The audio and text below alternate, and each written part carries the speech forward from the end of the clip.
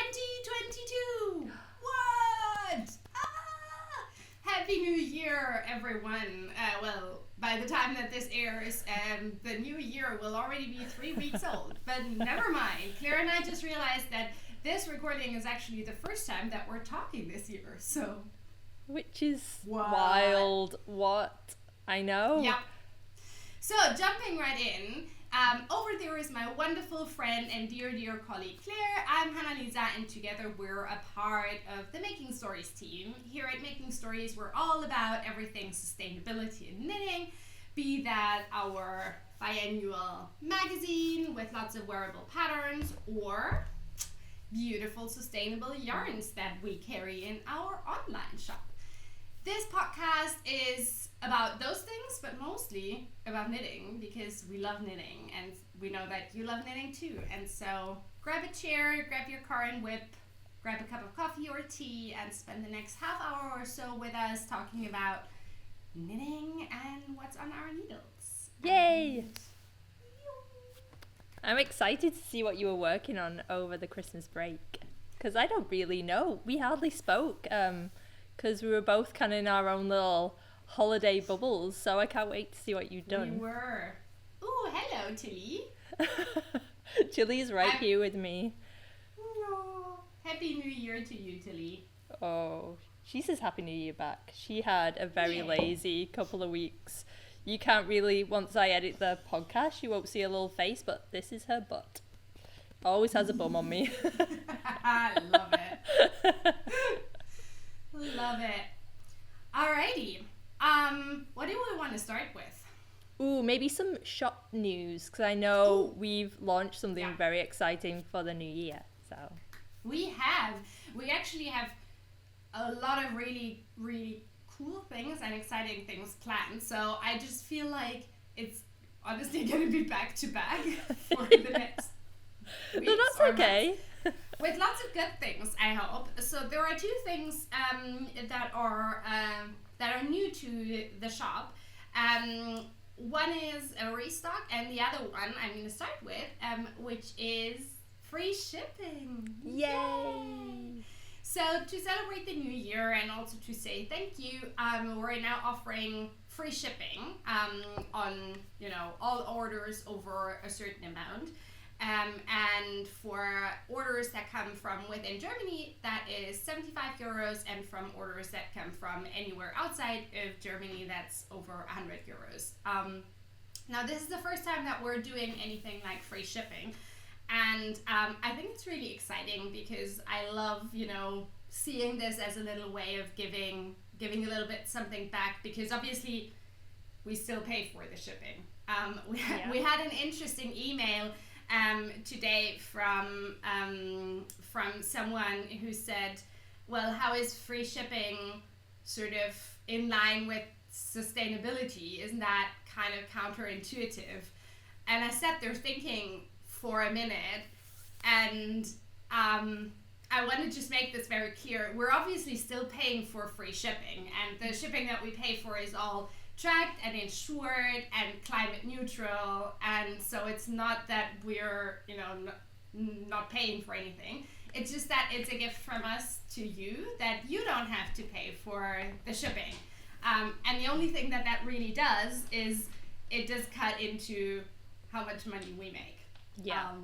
So I was a little bit like, I don't really know how to answer that question, because for me those two things are separate. Does that make sense? It's an interesting question, though. I think it's always good. I actually really like that our customers do kind of challenge that with us, though, because it's true. Whatever we're doing, I think all the choices that we make, and especially all the choices that you make for making stories, always do come from that place of focusing on sustainability. So yeah, things like that come up, and our customers are like, hold on a tick. It's always great that they get in touch and we can kind of talk that through with people. Plus, it's kind of, there's lots of different types of sustainability, and we're very aware that financial sustainability is one thing for us, but also for customers too. So I think we're able to balance that out of something that works for us financially.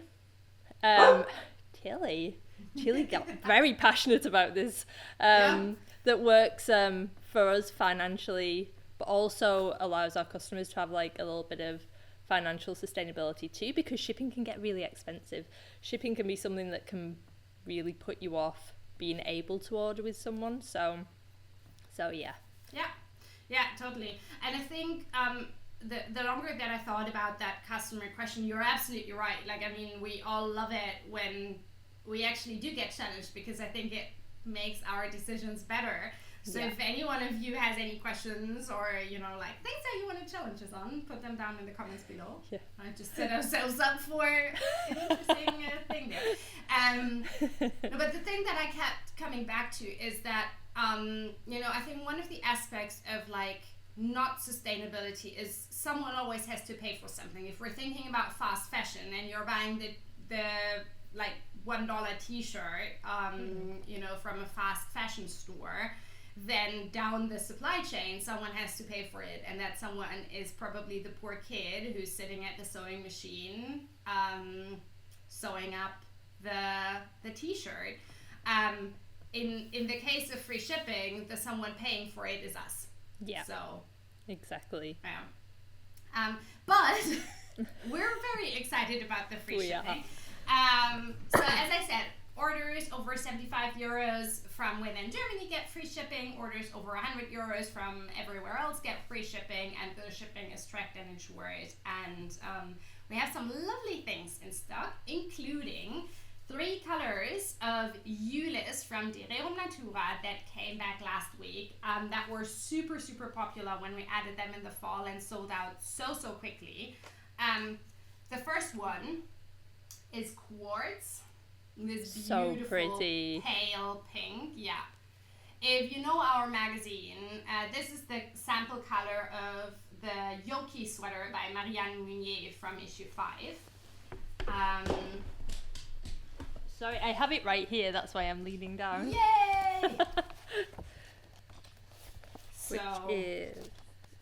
It's a super, super pretty pink. And I think we've pre-ordered this probably 4 times now, and every time it goes super fast. So, yay! Oh, so pretty. It is pretty, isn't it?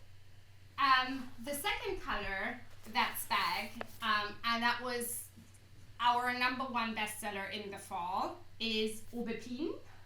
Ooh, that's such a pretty red. Which is this pretty, super gorgeous deep red, slightly heather. And the third color that is now back in stock is Cedrin. I love that one. It's an absolutely gorgeous dark green with sort of tiny bits of light gray in it. It looks super, super good. So these 3 are back in stock, selling fast. What can I say? I think we're down to like maybe 10 or 15 skeins of the red of the Aubepine. So if you want to snatch them, yeah. I'm not surprised though. It's so pretty. Either. So those are back, and we're also expecting a restock of Eucalyptus. That was the other really, really popular colorway in the fall. So that's on its way. If you have been wanting to get that, keep an eye on the web shop in the next few days. I think Eucalyptus is my favourite of all the shades. So I love it. Yeah, I might snatch some for myself. So, yeah. so those are shop news. There will be more news coming soon, more new products, more sort of things that we're working on for you, and one you've been working on, which is kind of like a mini sort of campaign thing to start of the year with. Yeah, I've so this week, wait, what day is it? I'm trying to think when this is getting published. Monday. It's Monday, but this podcast will be going out on Friday, and by that day, the new blog post will be up on our blog, and it's all about palette cleansers. It's something Hanna Lisa and I have talked about a lot over the past, and a palette cleanser is one of those projects that, for me, it's after you've spent a lot of time on one particular project, or you've had a larger project that's, say, like a stockinette sweater in 4-ply, which I've done before, and I wear to death, but it takes a long time, and sometimes you get to the end of the project and you know you want to cast something on, but it's something that you just need something completely different. You need something, for me, it's like a smaller project, that instant kind of, it just really resets you and you can have so much fun. But it's also something, it doesn't have to be simple. It can be something that has a different technique in there, something new you can learn, just something completely different to what you've done before. So yeah, I've been putting together a few patterns from us, but also from other makers and designers in the community, to put together a little guide of some palette cleansers that if you've started the new year and you're thinking, I don't know what to put on my needles, I want something fun, I want something different, and I want something that I can complete fairly swiftly. That's what the blog post is about, and that's what I'm going to be talking about over on Instagram a little bit too, and we'll be chatting about it here in the podcast. And it's been really fun. I've had the best time putting together some projects because I've been the same over Christmas. Normally I cast on a new sweater or something. That's normally my Christmas go-to, is I cast on a Christmas sweater. But by the time we finished for vacation, I realised I had so many things on my needles that were just half done, and so that's what I focused on over the Christmas holidays, were finishing things off. But then I got to the point of, I've been working on these projects for so long and they were very specific, that I'm going to show you something in a little while. I have 2 projects that I finished over Christmas, but I also have something that I don't think I showed you at all. I don't think you've seen it. And it is 100% for me a palette cleanser, because it's completely out of my comfort zone, and something different. So should I show you quickly, start showing you what's been on my needles? But before I move on swiftly, check the link below. The new blog post for palette cleansers is up now, and do join us over on Instagram if you don't follow us there. We are at _making stories, because I'll be popping into stories and doing some posts about the subject too. So if you're interested, and come and visit us over there too, and also share your palette cleansers with us as well. So if you've had that, if you do the exact same thing, you get to the end of the project and you're like, I need something completely different, I'm always interested in seeing what other people are up to. We're very nosy here. We want to see what's on your needles. So please do let us know over on Instagram or in the comments below, and share your projects with us. But moving on to, I've got a couple of FOs. Now, I'm not going to go on too long about this because you've seen it so many times already. Oh, I don't think, oh my god. I have not seen this. Well, I've seen a photo of it. Isn't it gorgeous? Oh, it's so stunning. I wore it all over Christmas. I finished it, I think, was it the first week of our vacation? And I got it blocked. It was definitely done for Christmas. And so this is my Watershed Scarf. This is also from issue 5. I'll show you it in the original yarn. So we originally did it with Fiberco's Luma, which is a gorgeous yarn. Where is it? There we go. It's a beautiful, beautiful yarn, and it's a gorgeous design.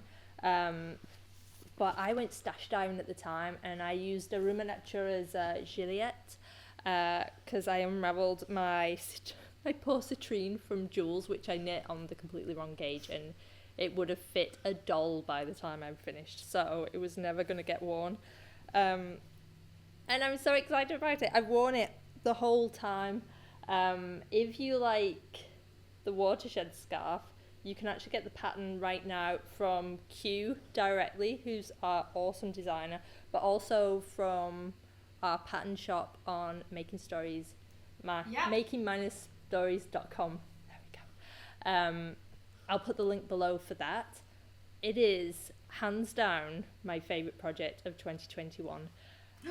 I've never been a scarf person, but there was something about this. As soon as I saw Q working on it when she sent in the subscription, I was like, that's cool, and I was obsessed with it ever since. So my watershed is done. Oh, it's such a good design, and in the Juliet, like I love it, and every time that I see it, I'm like, I want to grab something from the secret spoiler alert gigantic box of that particular yarn that is sitting and waiting for its release, but it still has to wait for a little bit. I forgot that we had that lurking there. Little sneak into what's coming up. Oh, that's going to be so exciting, because another little sneaky bit of info is, if you like the design of Watershed, Q also has something coming up in issue 8 with us, and it's just as stunning. She has a way with cables. I say it every time. Oh my god. Because look at the reverse. Like, the reverse always looks... The reverse of cables usually looks not great, and with her designs, it looks stunning.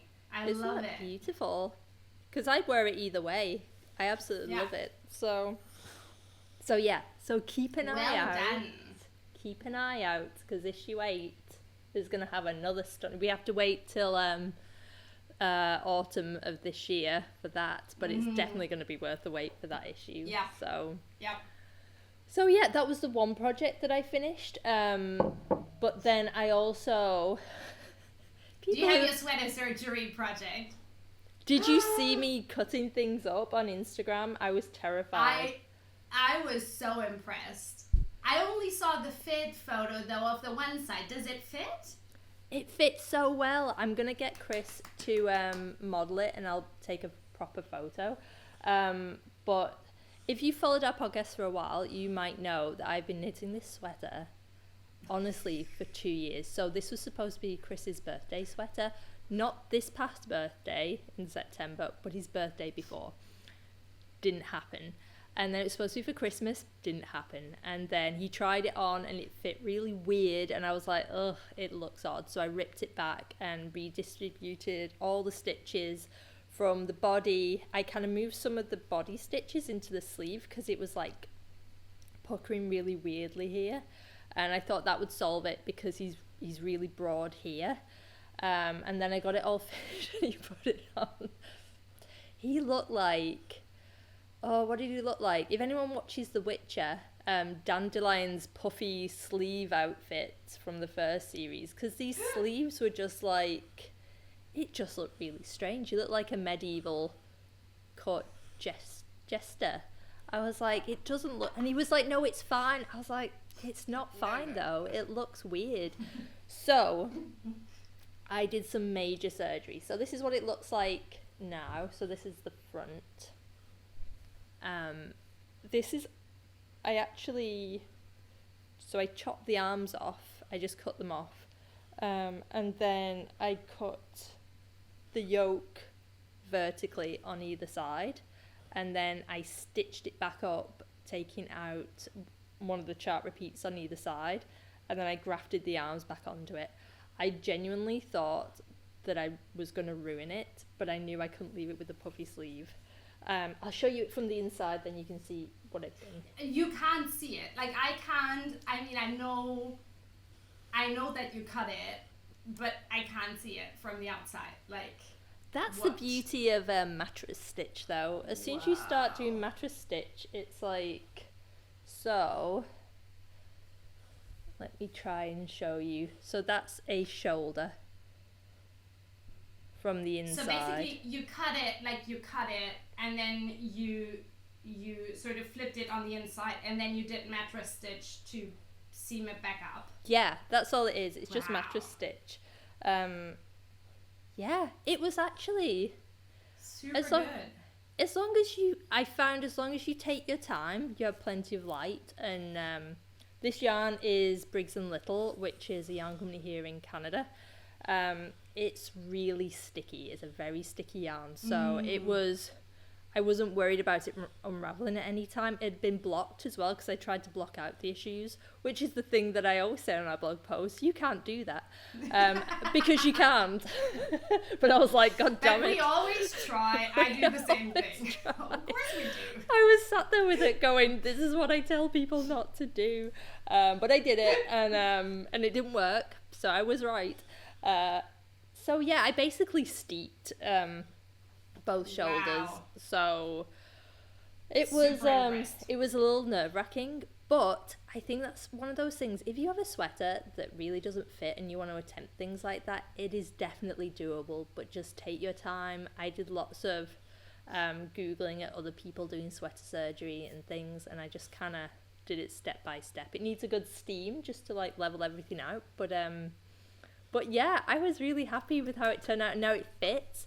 But after finishing my scarf, my watershed, and then after 2 years of messing about with that bleeding sweater, I needed a complete palate cleanser. So, you know I'm partial to a beret. Oh my god, look at that. Oh, how pretty. Isn't it pretty? Is that two-color brioche? Yes.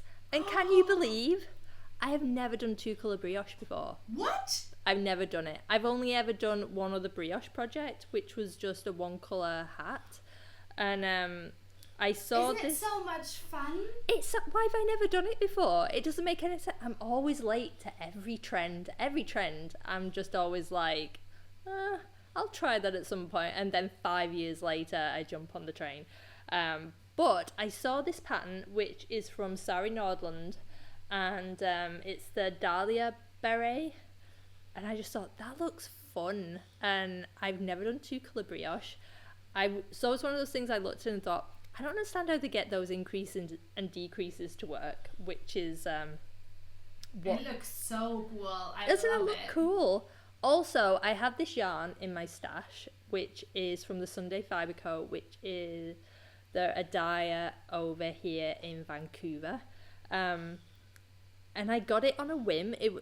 I did that thing of like buying a single skein of fingering weight yarn, which I'm always like, then what do I do with it? And it has speckles, and speckles freak me out. So I've done like a two-colour brioche with speckles. It's like the complete opposite of anything I would ever do.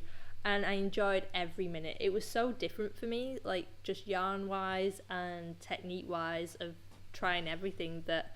And I learned a new cast-on. What is it called? It's like the invisible loop cast-on. I'd never done that before either, which is super cool. It took me took me a few tries to get it right, but yeah, it was a project just full of different techniques, and it was pretty speedy to do once I got the hang of everything. And I had the best time doing it. You can't really tell because I'm wearing my earphones, but it's super fun and I absolutely love it. So this is my palette cleanser for 2022. Don't look silly at all. You kind of look like a little... Yeah. Mixture between a head and maybe a little mushroom. That's fun. Yeah. I'd like to be a mushroom. If you wear it like that, you can go for Halloween as like a mushroom with earphones. That's fun. I bet no one else would have that. No, they wouldn't. No. So yeah, that's what I worked on. That's what I worked on over Christmas. And this is my palette cleanser. I'm going to put all the details below. Oh, and I forgot to say, the sweater from Chris is, if this is your first time here and you've not seen me banging on about my issues with that sweater, it is the Fern and Feather pattern from Knit Love Wool. Completely not Jennifer's fault that I had so many issues with that pattern. I've knit that pattern before with great success and I highly recommend it. It's a beautiful, beautiful pattern. All the issues I had with poor Chris's version were 100% my own because I did things wrong all the way through and I kept ignoring it, and I was like, I'll fudge that bit, it'll be fine. Maybe when I block it, it'll be fine. I should have just ripped back and started again from the beginning. So I love how it's turned out now, but it was a cursed project, but it was my own doing, and it wasn't Jennifer's fault at all. It's done, it's brilliant, he loves it. So So yeah, so I'll put all the details to my projects below. What have you been working on? I can't wait to see. I have been working on two things, and I'm going to start with my own palette cleanser project, which is this little cutie. It's so cute. So, one of my favorite, I'm a big fan of palette cleansers, because I just feel like every time that I cast off something big that I've been wanting like to wear, and that I've worked on for a long time, I'm like, I'm not quite ready yet for that next big thing, but I want to have something on the needles. That's the reason why I have like 15 million different hats, and everyone in my family has 15 hats, because hats are usually my go-to palette cleanser. But the other thing that I like as palette cleansers are baby sweaters or That's baby so things, cute. kids things. And this is not for Oren, because he's like, oh, sorry, sneeze, Oh, sneeze. no. Sneeze. Oh, okay. So this is not for Oren. Oren's like 3 times this size. But we have tons of babies coming into our family right now. The sweet girlfriend of my sweet husband's brother gave birth a few days ago. Oh, yay. More like 10 days ago. To a little one. And so, of course, I had to knit something for them. And so I chose this, which I've been wanting to try for a long time. It's the Friday sweater by Petite Knit, and I knit this in De Rero Natura's Albertine, which is one of their worsted spun yarns. So we don't carry this. It's a fingering weight worsted spun yarn that's incredibly soft and squishy.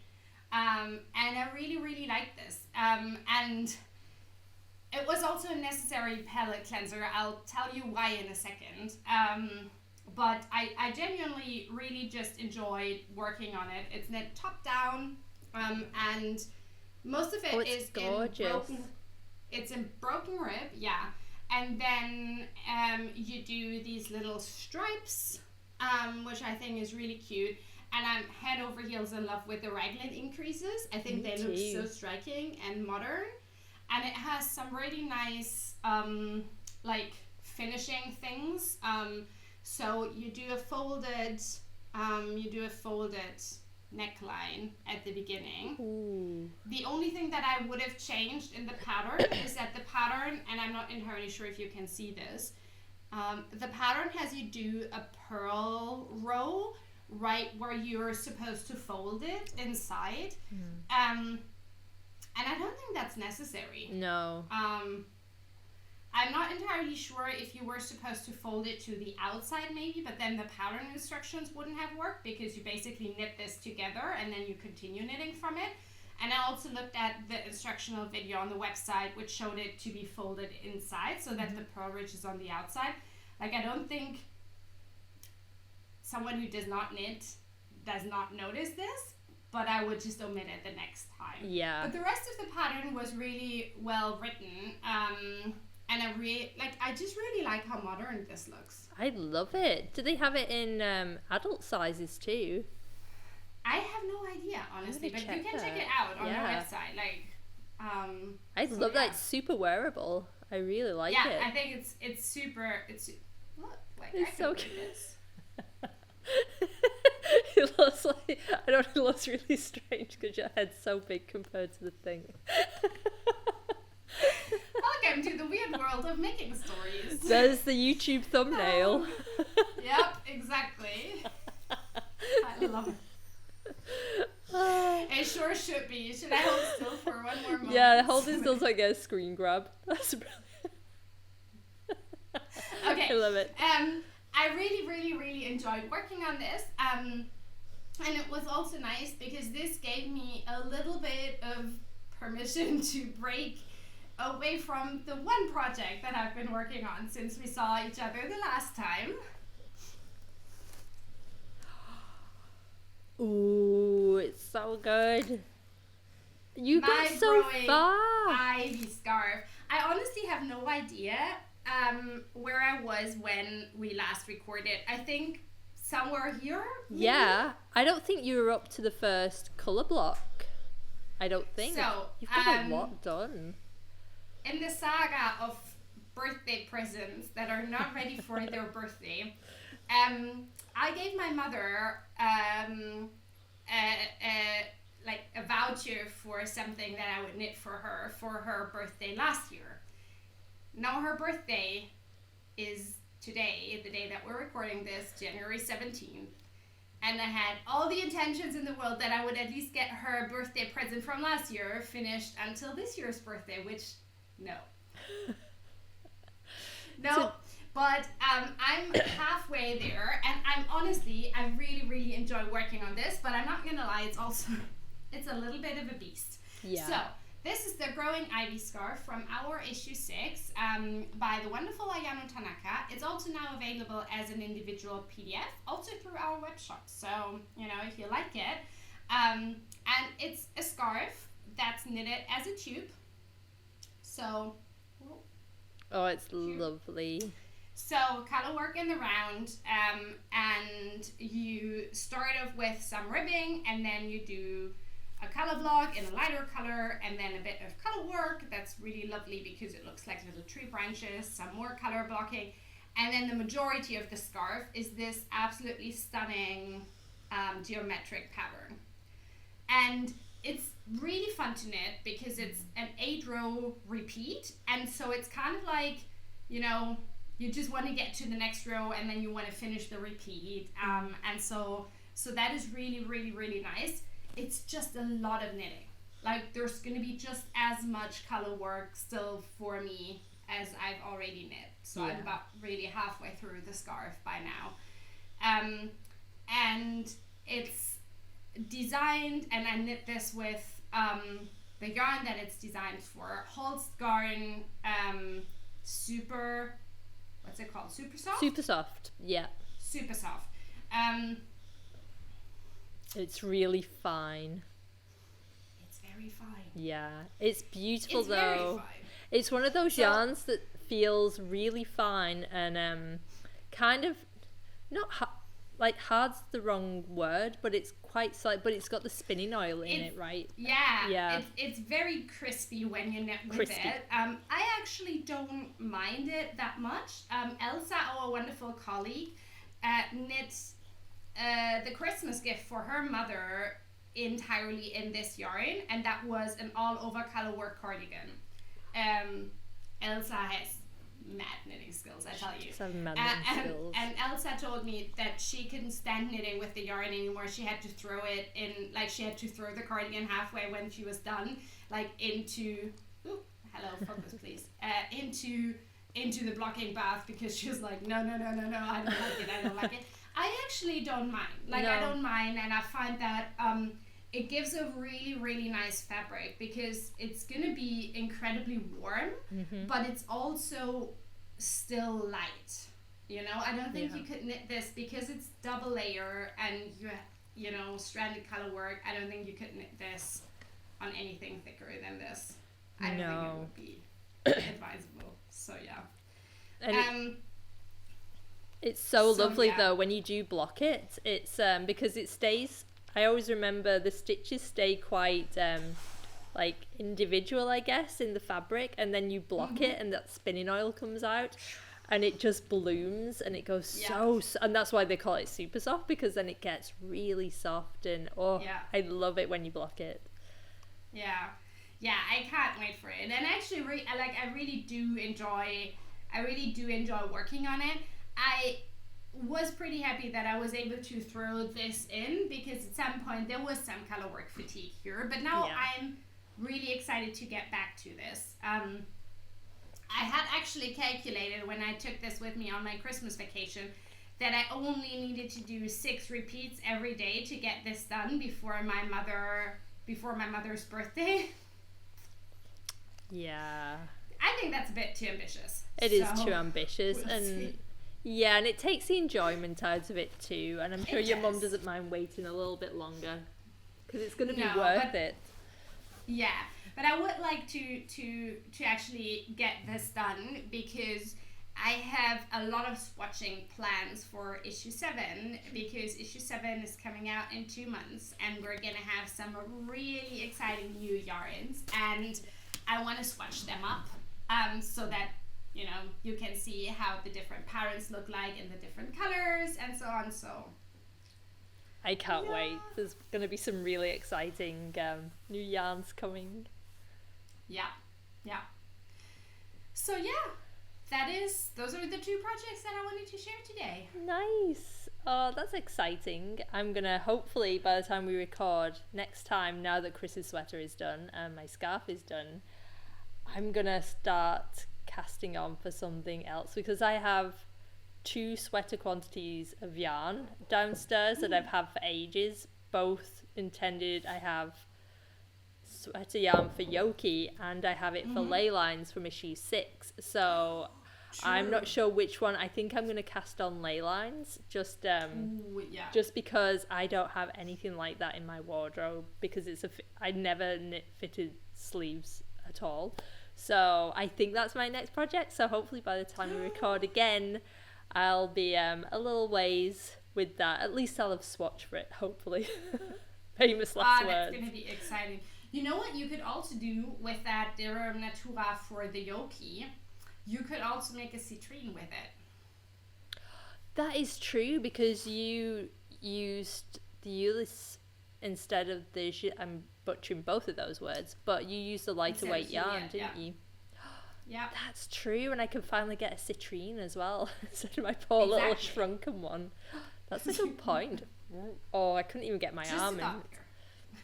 I'll think about it. I put it on and I was like, what is happening? Like I could get the shoulder to about here. It was terrible.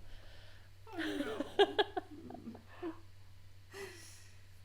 Alrighty, lovelies. I think that's everything that we have for today, or did I forget anything? No, I don't think so. I think that's everything we were chatting about today. Cool. Alrighty, lovelies. Make sure that you're subscribed to our newsletter. Maybe we can put the link to the email list in the down bar below because that's where Claire shares lovely stuff every Tuesday of the week. And then we'll hopefully also see you back here again in 2 weeks. If you like this episode, give it a thumbs up, hit subscribe, share it with a friend or 2 or 5. And yeah, do let us know what's on your needles. What are your favorite palette cleansers? We'd love to hear. Yes, please do. And feel free to join us over on Instagram as well if you are on there. And if not, we'll see you in 2 weeks here on YouTube. Alrighty. Bye, loves. Bye.